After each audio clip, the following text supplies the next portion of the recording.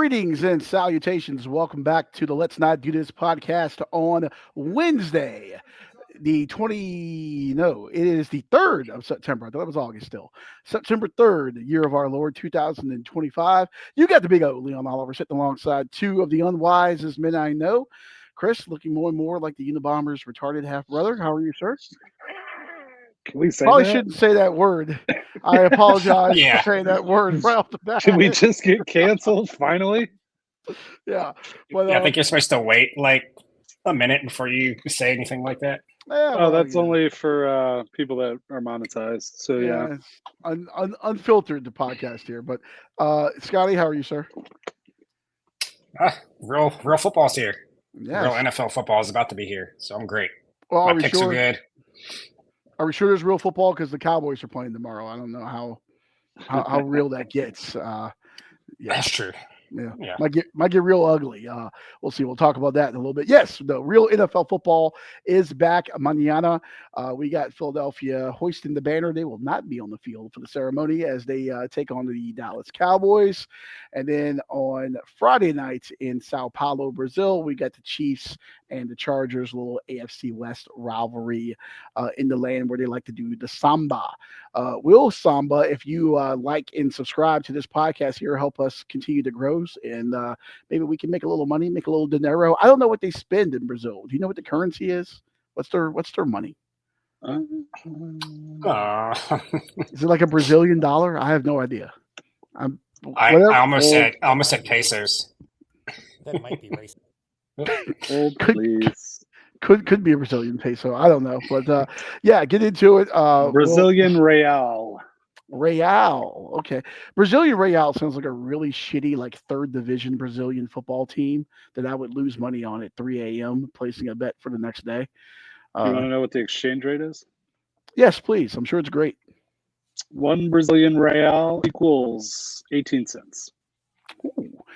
So we should do this show from Brazil from now on because we would be swimming in it. Actually, I think that's the same exchange rate as Mexico, actually. So I don't know. But anyway, So it is. I So it is digress. a peso. Yeah. Ooh. All right, let's get into it. Let's make some picks. Let's make some money. We got college football picks coming up. We got NFL picks coming up for the next 2 days.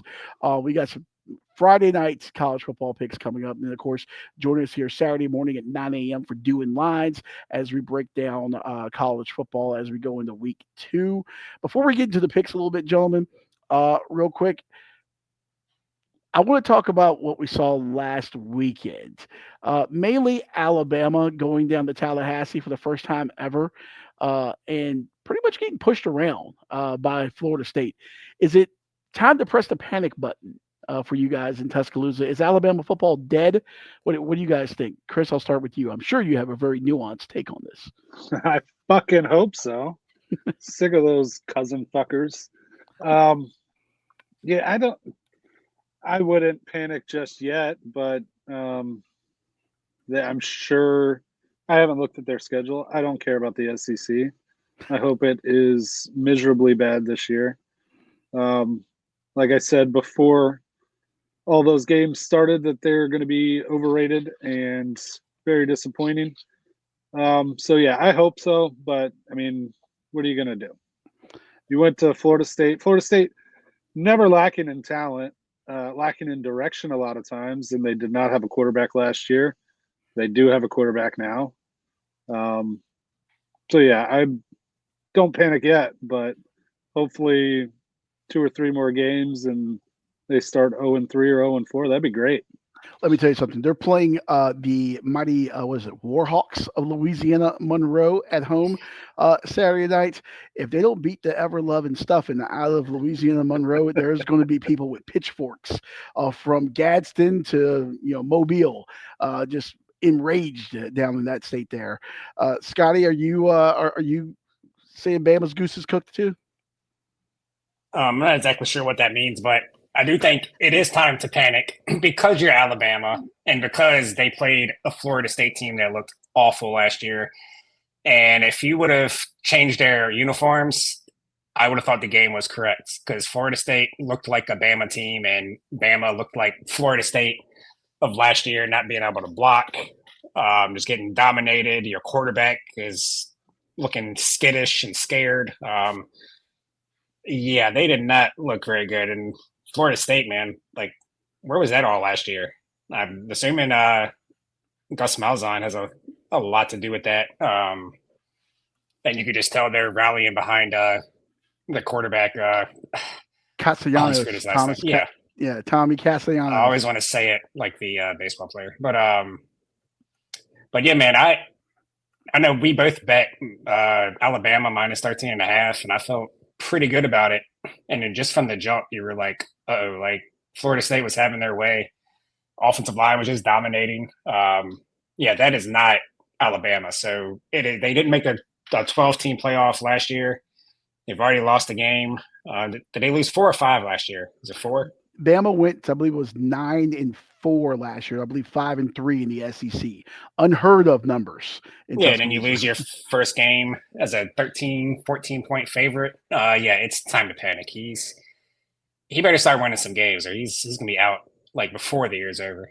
Yeah, Kalen DeBoer, he went 25-3 in 2 years at Washington. He's already lost 5 games at Alabama. And I know it's a different beast in the SEC and all that. I get that. But they don't tolerate losing down there very kindly. He may be the shortest tenured Alabama coach not named Mike Price since Ray Perkins. Remember Mike Price? Remember he got fired before he ever coached the job? I mean, before he ever coached a game there? No. He was at like UTEP and like Wazoo. This is like in the 90s. And he was going to like strip clubs and getting hammered and stuff. And, you could do that back in the day. But even in the 90s, you're the head football coach of Alabama. Everyone kind of knows who you are and where you are. Yeah, he got fired without ever coaching the game there. I believe Mike Dubose came in after him, or it might have been Mike Shula. I forget. But yeah, it did not end well down there. Kalen DeBoer looks like he might be barking up the same tree that Brian Harrison was barking up at Auburn there a few years ago. Just never looked like it quite fit. I don't think everyone's really embraced him yet, and you're seeing that program kind of skid a little bit there. All right, before we get into the picks, I guess this will kind of lead into NFL talk here. You and I, we haven't had a lot of chance to sit down and talk. Just initial reactions from you guys to Micah Parsons, that situation now. Of course, he's a Green Bay Packer. All of a sudden, I guess he's damaged goods now too. Your initial reactions to the trade, everything that went down. Who do you think is going to come out on top of this? Scotty, I'll start with you. Well, I mean, it depends on what Green Bay does with it. Obviously, right now, Dallas didn't really get back anything, but you call Micah Parsons damaged goods? Is that what they're calling him now? Did he have like a L4? Listen, I ain't no. You hear that English right there? I ain't no, surgeon or anybody spinal or anything like that, but I believe he's got some issues with that back there around those vertebrae. Once you start putting letters in front of numbers and they're only like 2 digits, it scares me because I know there's L's and M's and S's and I don't know, but it all scares me. Yeah, we know you failed algebra. We know. Hey, we get it. Once you start putting letters in math, I was out. Okay, I was out. If I can't do it with a super dollar calculator, I want no part of it. I believe you. But no, I mean, Green Bay has won the trade for now, obviously. Dallas could have got a lot more back, I think. But yeah, man, if he is having back problems and he does end up like not having much of a career, then obviously that's going to be Dallas's favor. But they still could have got more. But they got Kenny Clark because they needed somebody to stop the run. So, it's all good. Even trade. Yeah, nothing like getting a Dallas could have got more either way. Even if they end up winning this trade, they could have got more than what they got. I feel like if you had made this move, in April, but even around the draft or something, you probably could have got more. They essentially had the proverbial gun to their head, though. I mean, it was, hey, you're going to let this guy sit out, or you're going to pay this guy, or you're going to have to move him. And things got so toxic, he had to go. Yeah, looking at it, it looks like his back was diagnosed clean after – the back issue was diagnosed after a clean MRI from the Cowboys. So you got to wonder what was going on there. Did they knowingly send him some damaged goods there? He has been cleared to practice. I think he was getting a second opinion in Green Bay. That was as of a couple days ago. I fully expect to see him in the lineup and stuff for Green Bay on Sunday, but gives you a little pause. Chris, who do you think comes out on top of this trade? Oh, easily Green Bay. Micah Parsons is one of 5 people in the NFL that actually matter, and he's probably the only non-quarterback. He's 26. He passed the physical in Green Bay, or they would not have completed the trade. Correct. I've heard that it's not a huge deal. He's been taking prednisone, which is a steroid, so it's not a high-powered steroid. So I think he's fine. Just a bump and bruise from football players. He'll be fine. Wait, Green Bay forever. Dallas sucks. That's it. That's not a high-powered steroid? Prednisone? Yeah. No. You give that to people with colds. Dude, I had that earlier this year. Let me tell you something. I was tripping on the hole in the paper heart. It was great. I was like hyper and like I felt like I had the energy of like 15 men, man. So I need the Barry Bonds shit. Then if that made me feel that way, I need the Barry Bonds stuff. That's what I need. Your heart can't handle the good stuff. No, not at all. Hardest thing yeah. All right. Well, my heart also can't handle my terrible bets. Scotty has absconded somewhere. He has the stats in front of us, but I did not do well last week in college football. Hopefully, the NFL starting off now. You haven't done well first week either. So yeah, no, it's been a rough start here. Much like this is a pattern. on the hot seat. This is a pattern. pattern. You had a good Thursday, Friday slate. You went 2-1. But yeah, other than that, not so much. Want me to bring them up? Yeah, but go ahead and bring in the records before we get into the picks here this week. We'll have to fire our graphics intern on this one here. So this is Saturday slate. Well, Saturday and Sunday. I went 4-1, 5-3 overall. Chris went 3-2, 4-4 overall. And Leon, you went 2-3, 4-4 overall. So that brings our totals. I am 9-4, Chris 8-5, and Leon, you are 5-8.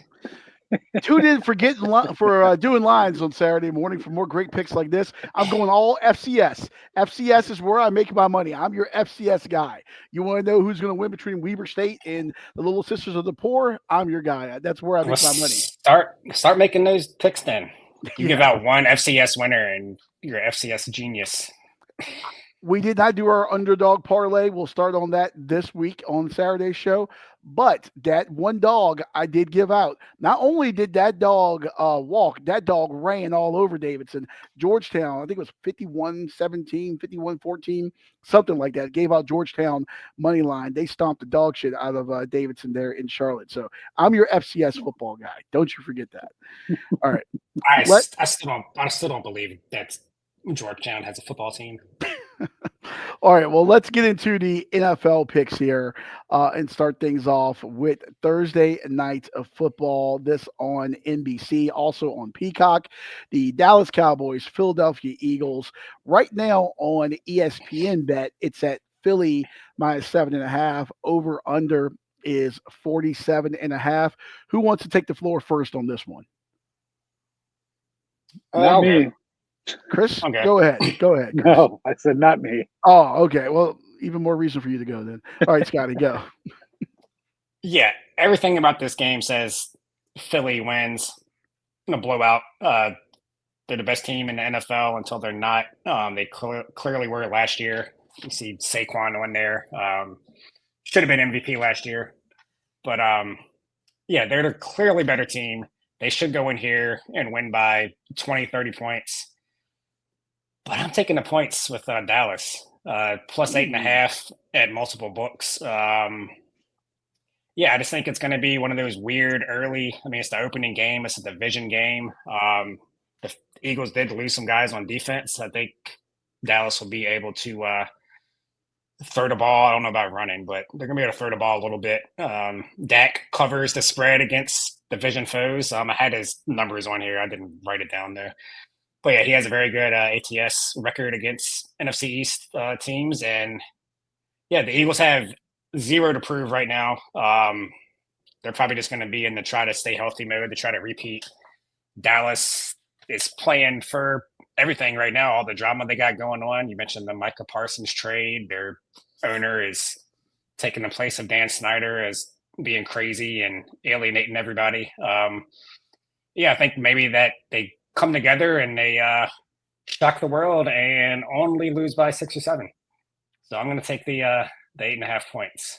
8.5. I can get you Dallas plus 8.5. Looks like you said a couple different books. Looks like that I can get you that on Fanatics at minus 110 plus 8.5.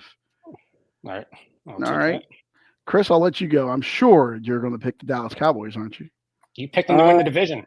I sure as fuck did, and no, I'm not. I see this game as a shootout.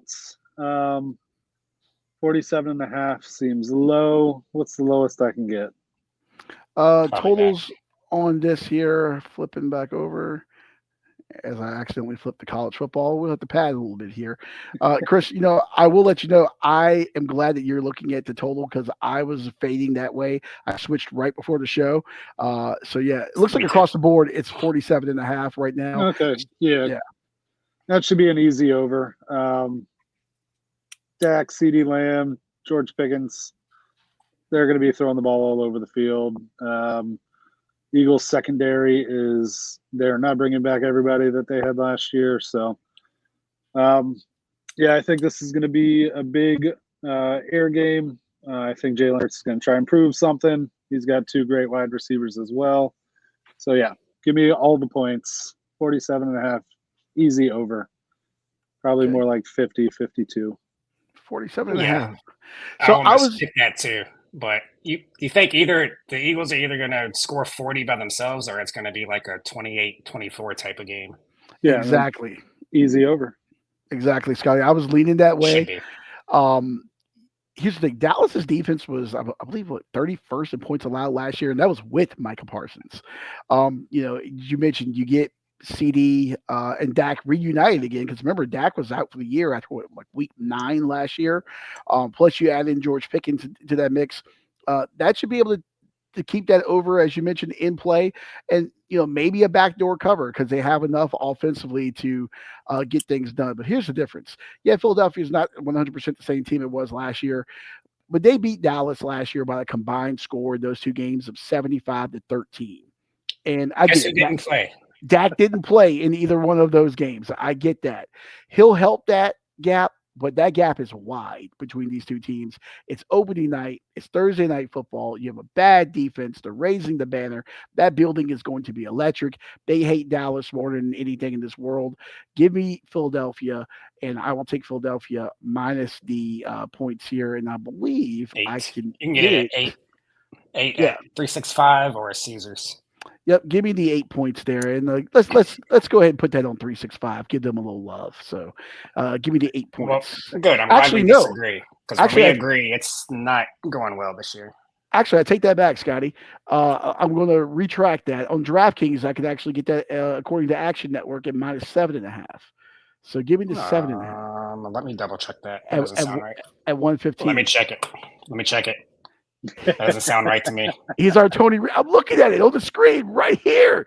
Action Network is not up to date by the second. Well, it is 7. It is 7.5 though. Look That's at crazy. That. Give me Philadelphia minus the 7.5. Boom. Good, and the lines that we have at the bottom, by the way, these are the lines that they were right before the show on ESPN Bet. So if you're wondering whether there's maybe a difference there, those are coming from ESPN Bet. And of course, we'll find the best number that works for the side that we're looking for here. All right. So the recap, I got Philly minus 7.5. Chris, you're on over 47.5. Scotty, you're on Dallas plus 8.5. Dallas plus 8.5. All right. Moving over. We could all win. Yeah. Home run time. My uncle turned into the wrong podcast. It's probably my family's just leaving all the comments tonight. There we go. If you want to leave a comment like Carl and Carla. Wait, Carl and Carla. Wow. I just realized that. Carl. Get the C's. Carl. Yeah. Yeah. Yes, we did miss you. Oh, we did. And yes, you're gonna beat the 2 guys below me in fantasy this year. Pretty much. Probably. She usually gets me at least once. Pretty much. All right, moving on over to Sao Paulo, Brazil on YouTube. Hey, guess what, ladies and gentlemen? This game is free. You don't have to steal anything. It's literally on YouTube for free. I'm sure Chris will still What's Just that gotta supposed to find mean? it. pirate this thing somehow on What's that supposed to mean? No, they shut down. XYZ. They shut down Stream East. Thanks, LeBron. Good. God damn it. Good. Pay for your cable, ladies and gentlemen, like I do. All right, Friday, 7:30, YouTube, Kansas City taking on the Los Angeles Football Chargers from beautiful Sao Paulo, Brazil. ESPN Bet has a Chiefs 3.5 point favorite. Over under is 46.5 on this one. I'll take the baton on this one. LA was 12-5 against the spread last season. They covered in 3 straight games against AFC foes to end the regular season, and they've covered against the Chiefs in 3 of the last 4. I was thinking about the over on this a little bit just because LA may be a little pass heavy, especially if Najee is limited. Excuse me, if Najee's limited. As far as I know, he's back. He should be 100%, but hey, you're dealing with eyes and the fireworks, never good stuff. Lad McConkey is going to get some. We're not really doing props on here right now, but I would look at some props for Lad McConkey because he's going to catch a lot of balls this year. His rookie year, he had over 1,100 yards receiving, and the Chiefs' pass defense was 18th in the league last year. So that's, if you're a prop guy, Lad McConkey, look at his numbers to see what you can get on that one. Give me the LA Superchargers plus the 3.5. I'm going to sprinkle a little bit on them outright as well. I think you're going to see Kansas City come back to the pack a little bit this year, and Denver and the Chargers are going to be a force to be reckoned with in that division. It's going to be a lot tougher, and I think it's going to show right here in Brazil with the Los Angeles Football Chargers taking the 3.5 here against Kansas City. All right, Chris, you take this one. I have no idea what's going to happen in this game. It's in Brazil. We don't know how the field conditions are going to be. I don't fucking know, man. Give me the under. Whatever the best number is for that. 46 If and the a half. if the field's shit, then it's going to be tough for the wide receivers to get out and get loose. So Actually, I'll just bet on that. Chris, I can get you a 46 if you're going. I'm going actually, under. no. 46 and a half is Never better. mind. I'm Come on stupid. now. I'm dumb. Yeah, yeah. Preseason for us. Yeah, I'm dumb. I tend not to listen to Chris too, so that Yeah, that it's probably works out. smart. Yeah. Except for So- I'm in second place in the picks and you're way at the bottom. So maybe you should. I'm going to get on the Montana State bandwagon, baby. And by the way, I almost had Idaho over Washington State last week. FCS teams are going to come through for me here in a little bit. But yes. That's all funny. right, so- I have an uncle that not the uncle that comments on this, but another uncle. We would play cards, and he'd be like, "Man, I was 2 cards away from a straight." Like, okay, that's you. I almost bet on Idaho. yes. Good for you. But yeah, on these small slates, we can bet props on these Thursday slates or Wednesday. Well, I mean, for Thursday. our official picks of record, though, they're not props, right?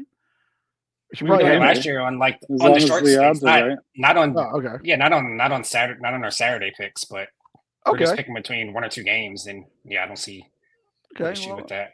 I should have had that in our super pre-show meeting, but all right, live addendum there. We did it last year. You think I remember last year? No, I try to you don't want forget to. you Blocked too. it out. Yeah. It was terrible. Yeah. But yeah, this feels like a 3-point game either way, so I do kind of like the 3.5, but I don't feel comfortable either way with the point spread. So I agree with Chris here with the under. You mentioned the field might be a little sloppy. Also, you look at these 2 teams last year. It was 17-10 and 19-17. So they didn't come close to this number either game last year. You mentioned Najee Harris. He doesn't matter because he's not the best running back on that team. That is Omarion Hampton. Very true. Harbaugh is going to run, and play defense. The Chiefs are going to run a little and throw a lot of short passes. So that clock should be winding for a long duration of the game. Yeah, it should be a tough division matchup. Give me the under. Okay. Going with the under here. I did want to pull up the weather real quick. It looks like Friday down there, Friday night, potential rain showers in the evening, becoming steady light rain overnight with a low of 67. Wind southwest at 10 to 15 mile an hour. Chance of rain 60% there in Sao Paulo. So something to keep in Delicious. the back of your mind there. And I love that you guys have brought up the field conditions because we did see that in Ireland between Iowa State and Kansas State. They were playing, I believe, I think that stadium is like their national stadium when they play cricket and soccer and Gaelic football and everything. But the cleats are a little bit different in those sports than they are in NFL football or college football. We saw lots of guys slipping and sliding early on in that week 0 college football game. So always something to keep an eye on in these international games. Yeah, I Yeah, wasn't they're even thinking stupid. about the Bring 'em field back home. until Chris said that. Yeah. All right. Hopefully, Next. everybody gets back safe. All right. So the recap. yeah. Brazil. Yeah. The recap. I got Chargers plus 3.5, and both of you guys are on the under 46 and a Yes. half. All right. Yep. Moving over to some very scintillating college football action on Friday night. Who has Louisville and JMU here? I do. I'm checking the line real quick because we can't actually bet on the sportsbooks apps. We have to go to a overseas site. Let's see. Yes, because in our wonderful state of Virginia, where this Okay. show originates from, we Or cannot use bet a on teams. VPN. No, you can't. No, they Oh, block You can't it really? use a out. VPN at all. Yeah, even Yeah. if you're in Oh, the right state, it wow. will be like no. Yeah. Huh. Yeah. But yeah, this is my game. That 12.5 is only at ESPN, so I'm going to take the 13.5 and take Louisville to win big. Since I can't actually bet that ESPN number, I'm not going to use it. So that means that Louisville is definitely going to win by 13. But yeah, this is the only real watchable game of the night, I think. Probably. I don't know. There might be some FCS nonsense going on that might be better to watch. But yeah, I look at JMU. They have a good quarterback, Alonzo Barrett. Is it Barrett or Barnett? Barnett. Alonzo Barnett. But he had an ACL last year, so it was kind of a surprise that he even started last week. So I don't know how healthy he is. And I just think Louisville with Miller Moss, the quarterback, this is a night game at home. I just kind of think they're going to put it on JMU. And I think JMU's next game is bigger than this one. They're playing at Liberty. They do have a bye and then at Liberty. So I wouldn't think that they would be looking forward to that game over this one, but I don't know if they go down, what is their motivation to really, because this game at the end of the day doesn't really mean anything if they lose it. Because they're just worried about winning the Sun Belt, which they should this year. But yeah, I just think Louisville's a much better team. We can get this blowout here and maybe stop calling JMU the best team in Virginia. Cut that shit out. They are. Yeah, I like by JMU. far. They are by by far far. the best team in Virginia. By far. Tech It's not beats even them. close. No. Tech no, beats them. no. Yes. They would dog walk. JMU gets blown out by South Carolina. No. But I digress. Yeah. Louisville, big. They cover the 13.5. So I got that on Bet Online. There you go. So I actually didn't have this game on my card. I pivoted right before the show and actually switched to this one. Give me JMU plus the 13.5. They won 45-10 last week against Weber State. Both of these schools took care of FCS opponents last week. But here's the thing. Louisville didn't look that great in their win. They looked a little sluggish. Miller Moss did throw 2 picks against Eastern Kentucky. This is a feisty JMU defense. They had 3 picks last week in their win over Weber State. Miller Moss, USC transfer. I think a lot's going to be asked of him. This is going to be his shot against like a really decent defense, not against FCS competition. He threw 2 picks against Eastern Kentucky. What is he going to do against JMU? You mentioned JMU, Sun Belt favorites. They went 4-4 in league play last year. It's great. Yeah, they lost like damn near everyone. They lost like 20 players. They went with Kirk Signetti. It's probably a hyperbole, but they lost a lot of guys with Kirk Signetti left to go to Indiana. But Bob Chesney came in there. Looks like he's got them on the right track. And last time we saw them face an ACC school, they beat Carolina 70-50. in Chapel Hill last year. Oh yeah, they're really good too. Yeah, they're sweet. You mentioned Alonzo Barnett. He went 14. He went 14 to 22 for 130. He had 5 carries and 30 yards on the ground. They also have the UNLV transfer, the backup Matthew Sluka. He had 45 more yards on the ground. Yeah, the guy that held out. I believe that was the guy that held out. Yeah, JMU it was. Was averaging 7.1 yards a pop last week on the ground, with 9 players getting at least 1 carry. Albeit, yes, that's against the FCS team. I get that. But this is going to be a test for their new defensive coordinator, Colin Hitchler. He came over after being co-defensive coordinator at Alabama to go against this Louisville team, who a lot of people think could be a sleeper in the ACC. I'm not saying JMU's going to win this game, but I think they're going to give Louisville lots of headaches and some things to think about. And also, Friday games in week 2, road teams 11-5 since 2011. That per Ralph Michaels of Wager Talk. So, give me JMU plus the 13.5 there to make the Cards quite nervous in the Bourbon City. Good. I'm glad we disagree. What'd you say the guy's last name was? The defensive coordinator? Oh no, I'm not saying that one again. I got it right the first time. Do you think his family added a CH at some point? It's like Noah's family with the K. I'm not saying that word either. By the way, that kid is in NCAA football this year in the new game. They've added him to the update, so I need you to play and let us know what they say when he makes a tackle. I haven't played in a few weeks. Yeah, if you don't know, look at what school is he at? Is he at Eastern Michigan or Ohio? It's one of the Green Mac schools. Noah, and he's got an interesting pronounced last name. So look that up. All right, Chris, I'm sure you know a ton about the game that you're picking. We got Northern Illinois going to College Park, formerly Bird Stadium, Capital One Field there, taking on the Terrapins. Friday, 7:30 on BTN.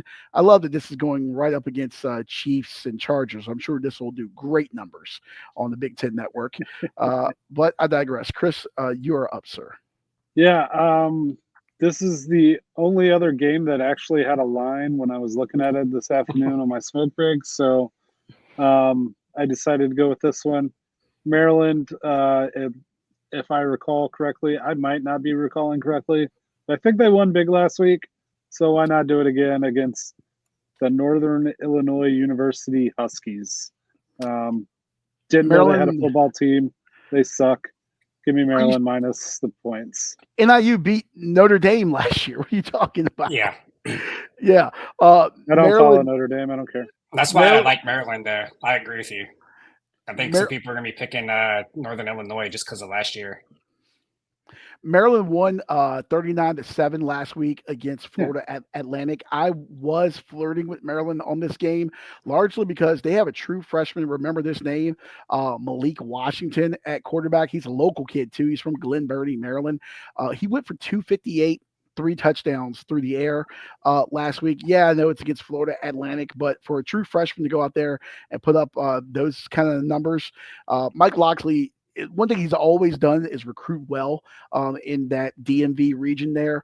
If he can get those guys to stay home and just consistently build something, the problem with Maryland is they're in the fucking Big Ten.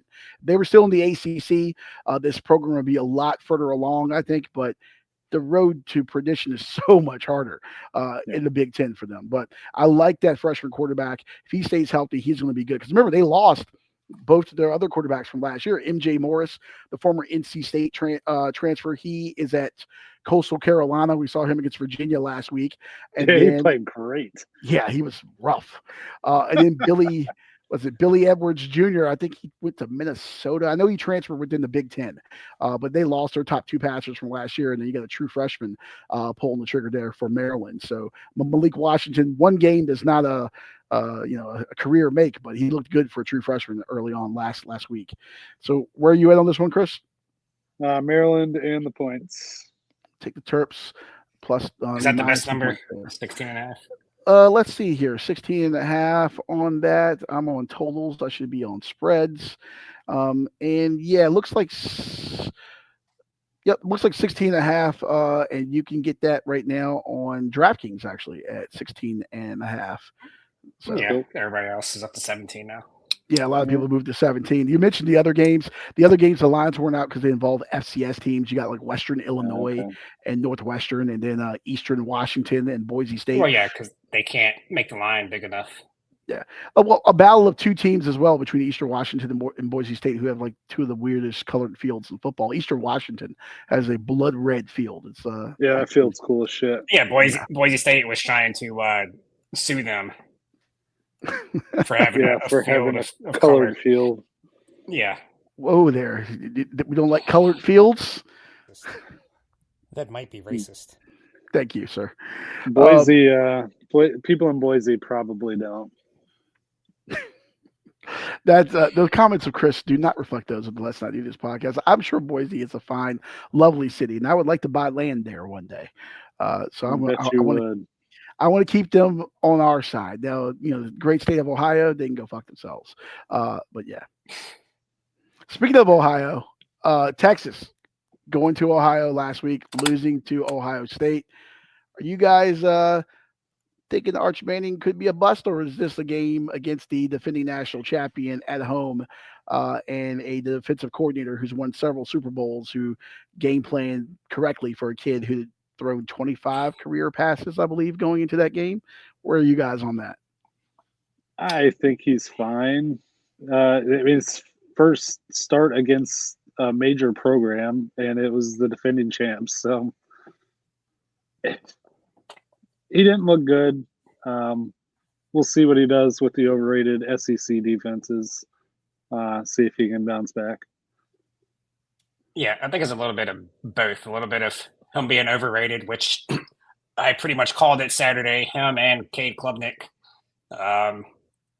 Also said it about Carson Beck. He played okay. We'll see how he does. But yeah, Arch Manning, I know going to Ohio State, your first road game, you're going to be expected to struggle, but this is a guy that was the Heisman favorite. And now he's probably like the number 8, 9, 10 guy or whatever. He's killed his Heisman in 1 week. But no, I think he'll be a good college quarterback, but he's not going to be that number 1 overall pick unless Dallas trades up for him, which I think might happen. But yeah, he's just not that guy. It's his last name is the only reason why he's getting this much hype. Like I said Saturday, if he was that good, he would have been starting in the playoffs last year because Quinn Ewers was awful and Arch still couldn't get in. But yeah, and then Cade Klubnik too was not great, like I said. Well, it is interesting if you put a different last name on him. I think, as you kind of alluded to, I think he gets just absolutely filleted in the media and everywhere. I've seen some hate go his way, but not a great deal. I think some people have said, hey, let's give him the benefit of the doubt because of the situation. I mean, they've been tough for anyone to go into the horseshoe on any given day, especially, game 1, national TV, big noon kickoff, ESPN game day, all that stuff. That was just an environment to go into, but he was not sharp. They probably left 14 more points out there from some of the missed throws, and we saw the turnovers, and just he looked like a guy who wasn't ready for those bright lights at that time. And I mean, he'd only thrown 25 passes at that point. So, I mean, the book is still out on him, but that was not a good showing. But that being said, Ohio State didn't really do anything offensively either. Sand wasn't great either. Yeah. I look at it. So as I'm watching a Tech game and watching drones just stink up the field, to be a good quarterback like Tom Brady, most people say he's the greatest of all time. He didn't make a whole lot of throws that wowed you. He just knew where to go and made the easy passes. You have to be able to do the easy shit to be a good quarterback. Kyron Drones can't do that, and Arch Manning wasn't doing that. It was a lot of short passes that he was throwing like he was trying to turn a double play it from shortstop for some reason. Like, just make the pass. So maybe he'll figure that out. I don't know. But, yeah, it was not great. Well, something that's not great before we get out of here, I want to touch on. Have either of you guys ever heard of, I think it's Lycoming College in Pennsylvania? Nope. It's Are in you saying that correctly? Lycoming. So I'm going to say Lycoming. Okay. Lycoming. That's what I'm going to say. Lycoming College there in Pennsylvania, beautiful Williamsport, Pennsylvania, home of the Little League World Series. They apparently have a football team. Didn't know this. Didn't know this college existed. They're Division III, and they played in the Landmark Conference in football. They have a new member of their team. He is 58 years old, and he is from Williamsport, Pennsylvania. Thomas Silo has joined the team, and he is going to play. I believe he's a linebacker, if I saw it correctly. He grew up playing sports, apparently, was pretty athletic, ran half marathons, did some powerlifting competitions and everything. He never attended college, and after raising a family, decided that he wanted to play college football. So he reached out to the coach, Mike Clark, and they gave him an opportunity. I'm sorry, he's not a linebacker. He's listed on the roster as a 6', 227 pound defensive lineman on the team's roster. 58 years old. Quote, in the That's weight room, Division III. he's a beast and could throw some weight. He could deadlift, one of his teammates said. I've seen a video of him pulling a fire truck. It just gets the energy going, makes people want to lift heavier, makes our team better. He's majoring in criminal justice, by the way. 58 years old. Major Has- criminal justice. He participated in a full contact practice. So they still do that in college? What are the D3 rules for that? Practice They time probably is don't have rules. real cut back. This article that I'm reading went up on the 29th, so just a few days ago. So I assumed that he would have been in a full contact practice by now. I'm not sure when their season starts. I can look that up real quick here, but I'll pose it to you guys real quick. You know what it's like just getting out of bed in the morning at our age, and we're not that old. Imagine getting out of bed after a night of drinking, how we feel, how beat up we feel after just boozing. Imagine this guy, 58 years old, after playing football. And by the way, they're making their debut against the College of New Jersey on Saturday. Okay. And it's a 1:00 game there. Looks like at home. So 1:00 game. He'll be in the hospital by 1:15, 1:20. I don't know. It's D3, so I mean these aren't great Yeah, but athletes they're he's going against. young. There's a difference. Like if I Yeah. sneeze the wrong way, I can barely walk. Yeah, but this guy's in shape And apparently. I'm only 39. He might be the only college football player on Lipitor. It very well could be the I thought that was the How name many- of, I thought how that many was the of name of his- the college. Lipitor. Hey, look, if Deion Sanders can get a deal with Depend for his private bathroom that's on the sideline, maybe this guy can get a deal with Lipitor or Viagra, Cialis. I don't know Ovaltine. what other Ovaltine, Metamucil. What other stuff do old guys take? How many medical exemptions did he have to get for his medication list? That's what I want to know. He's probably on fucking prednisone just as a maintenance drug. Yeah. He probably has And he- arthritis. Does D3 have NIL? Yeah, And they give D3 you- has an NIL. Yeah, I mean this Yeah, guy. he ought to get something. If you're like a life insurance agent in Williamsport, Pennsylvania, how have you not signed this guy to a deal is beyond me. You slap him right on the billboard, right on Main Street. This guy dies, his 'Cause family that's gets a paid. fucking liability, man. Hey, Is he staying on the dorms? Insurance companies are there to make money, not give away money. you will make a lot of money if you put this guy on the billboard. All the national attention that you get, put him right on there, and maybe you can have like a CTE counter or something, concussion counter. Remember what was it Not Another Teen Movie where they made fun of Varsity Blues and they had Reggie Ray's concussion counter on the scoreboard? Yeah, just do that for this guy. Good God. Yeah. I mean, wasn't there a running back that was in his 50s a few years ago? In one of the Yeah, we Florida talked schools. about it. We talked Yeah. about it. South That's Carolina had a terrifying. receiver I want to say under Spurrier. It's Tim Frisbee was the guy. He was he fought in the second Gulf War. I think he was in his 40s. Yeah. It's not a good idea. Just be a long snapper. That's the most safe position. How Not gonna old? tear anything for that. How old was the guy that was on George Mason's 06 basketball team that was a Gulf War vet? He was the first Gulf War, I want to say. Oh, jeez. Yeah, I don't know. I can't remember off the He top would of have my been in head. his 30s. Yeah. That's Yeah. Well, I wish this guy well. Over under on if he makes it through the entire season. under. I'm Yeah, like, probably under. yeah. I think he'll surprise the people just because it's D3. I mean, he'll get one good hit, and then he'll probably be out for the rest of the year with a stinger. This guy, man, I would love to see the trainers just what they had to just go through every day with this guy. He's going to just monopolize all the time in the training room. I want to see him hit the portal. Hey. No offers he gets. The way Coastal Carolina played against Virginia this past week, They could use him. Tim Beck might need him down there. They were bad. Yeah, they were. We look good. Hey, Bill Belichick. Well, might did need they him look in bad Chapel or did Hill. y'all look good? A little bit. Was it more of them looking bad? Let or was it more me y'all just looking good? let me take my fucking win, okay? They're not going to be that often this year, okay?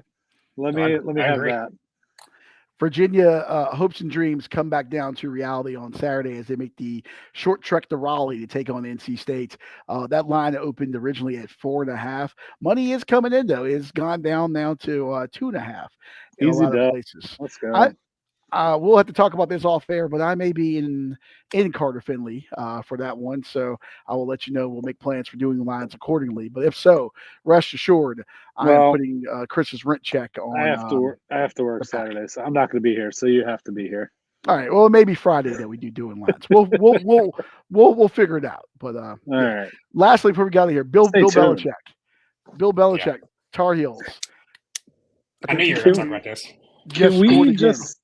Can we go over Skip Bayless and Colin Cowherd's tweets? Do y'all have those pulled up by chance? I didn't know we were going to talk about this. Oh, Skip was just as bad. So it was after the first drive that Colin Cowherd was like calling Bill the best, calling Belichick the second best head coach. I thought Saban was, But I mean, it is kind of funny though. Like that first drive, they just go down this field. Yeah. Well, I mean, that happens there. That first drive is scripted. Thing. But even the defense, they were going to win by 30. Yeah, but then the defense held TCU to a punt, and you're like, man, is UNC going to be for real and blow TCU out? Because I had bet on TCU. Yeah, Michael Jordan and all those people in the stands going nuts, and then just fucking a bloodbath after that. Yeah, Colin Cowherd said wasn't really sure what to expect from Chapel Bill, but after that drive, I have him as the second best coach ever, just below Saban. It gave prime Aaron Rodgers with the Jets Monday Night Football vibes, like running out with the American flag. Like that's like everything the Jets envisioned, everything that they wanted, everything that it should have been. I think it was 9/11 when that game happened. So it was like 9/11. He's running out the pristine white uniforms, the American flag, and then his Achilles just goes snap, crackle, and pop. That's what it was with Carolina on. What was it, Monday night? Yeah, Monday night. I mean, it was bad. That first drive, and even I was like, oh, they might actually be a problem. Okay, and then the bottom just fell out bad. Here's the thing. To me, it looked like a lack of effort once they got down. The tackling was bad. Just guys looked lost out there. Kudos to Max Johnson, by the way. Damn near losing a leg, coming back, throwing a touchdown pass to his brother. I'll give him credit. You love to see a story like that. He ought to be their starter. Yeah. Gio Lopez was not it, other than that first drive.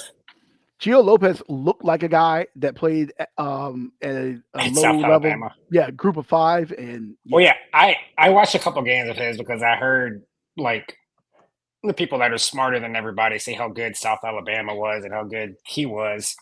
And so actually, I remember I bet on them. I think it was against Kennesaw State, and not a good team, Kennesaw State. It was like their worst game of the year. They looked like shit. And so I kind of stopped watching them after that.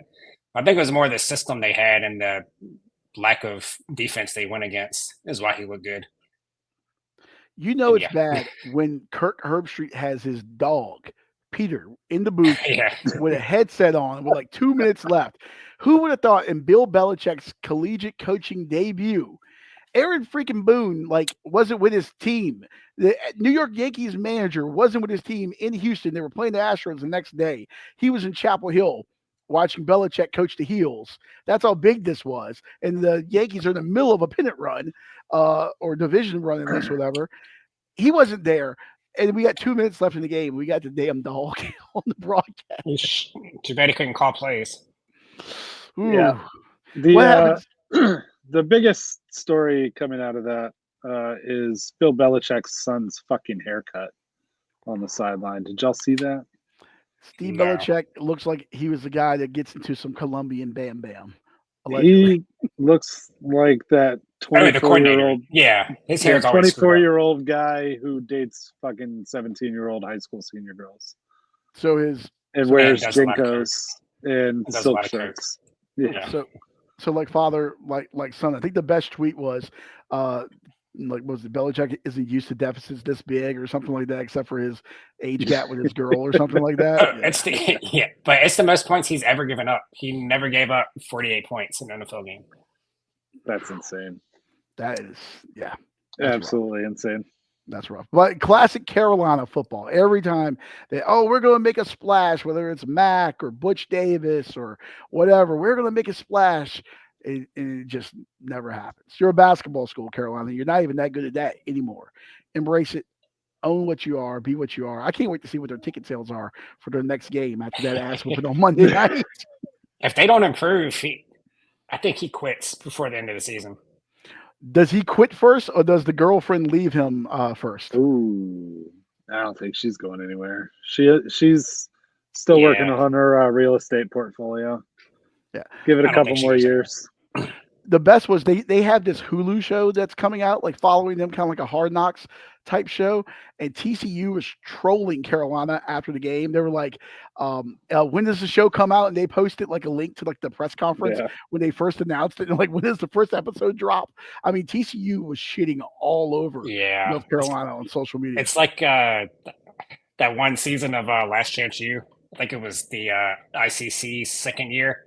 Oh yeah. When they had all them expectations and then they lost almost every game. And like all the other teams are like in the cameras after the game because they're on Netflix talking shit. Yeah, not a good look. By the way, Carolina, Saturday under the lights at beautiful Jerry Richardson Stadium. Not where the Panthers play. We're talking Jerry Richardson Stadium on the campus of UNC Charlotte, taking on the Charlotte 49ers there. I'm sure that's what Bill Belichick envisioned when he signed up to coach college football, going to uptown Charlotte on a Saturday evening there. Tar Heels favored by 13.5 right now on ESPN bet. So maybe sprinkle a little money on the 49ers.